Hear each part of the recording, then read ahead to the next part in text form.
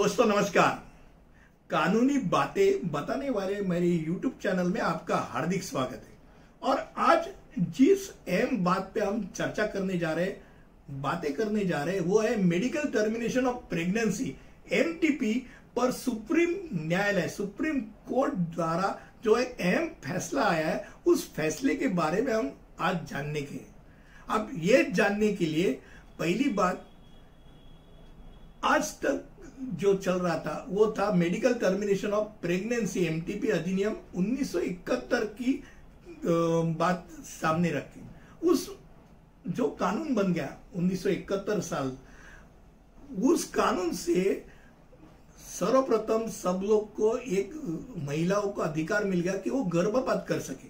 और गर्भपात यानी medical termination of pregnancy regulation आ गया, 2003 में एडिशन आ गया। उससे क्या हो गया, महिलाओं को सुरक्षित और कानूनी तरीके से गर्भपात सेवाओं तक पहुंचने का, एक सक्षम बनने का एक अधिकार हो गया।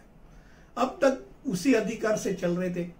फिर उसके बाद बहुत सारी केसेस सुप्रीम कोर्ट के सामने आ गई।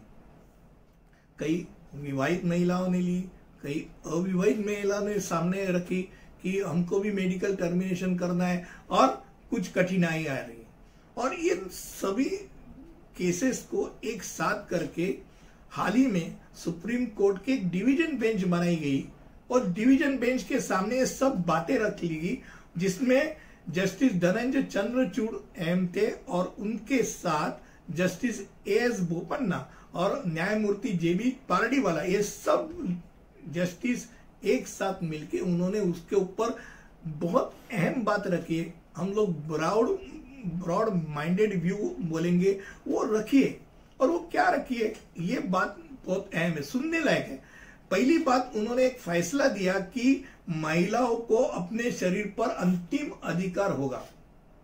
बहुत अहम बात है, महिलाओं को अपने शरीर पे अंतिम अधिकार होगा। अब तक क्या होता था, विवाहित स्त्री है तो उनको पूछना पड़ता था, अविवाहित स्त्री है तो भाई कहां से आ गया, ये क्या। अब वो कुछ जरूरत नहीं, किसी को कुछ पूछने की जरूरत नहीं। इस प्रकार एक स्त्री है, वो विवाहित है या अविवाहित है, वो बात को ही नजरअंदाज कर लिया। सिर्फ महिलाओं को अपने शरीर पर अंतिम अधिकार होगा। इस तरीके से अब विवाहित स्त्री जो 24 सप्ताह के अपने गर्भ को, शिशु को, उसको गर्भपात कर सकती थी, मेडिकल टर्मिनेशन ऑफ प्रेगनेंसी कर सकती थी, अब अविवाहित महिला भी कर सकती है वही अधिकार से। यानी अविवाहित महिला को भी वही अधिकार हो गया जो विवाहित महिला का था। अब उसके साथ एक और ऐतिहासिक बात जस्टिसों ने रखी, वो बहुत अलग सी और हट सी, वो ये बात है कि उन्होंने ये सामने रखा कि विवाहित महिलाओं का भी वैवाहिक बलात्कार होता है और ऐसा बलात्कार का सामना करना पड़ता है, और जिसके कारण अवांछित गर्भधारणा होती है। अब महिलाओं का, अब तक क्या होता था, विवाहित महिला है तो उसको अगर गर्भपात करना है, मेडिकल टर्मिनेशन ऑफ प्रेगनेंसी करनी है, तो अपने जो हस्बैंड है, जो साथी है, उसकी परमिशन लेनी पड़ती थी, कंसेंट लेना पड़ता था।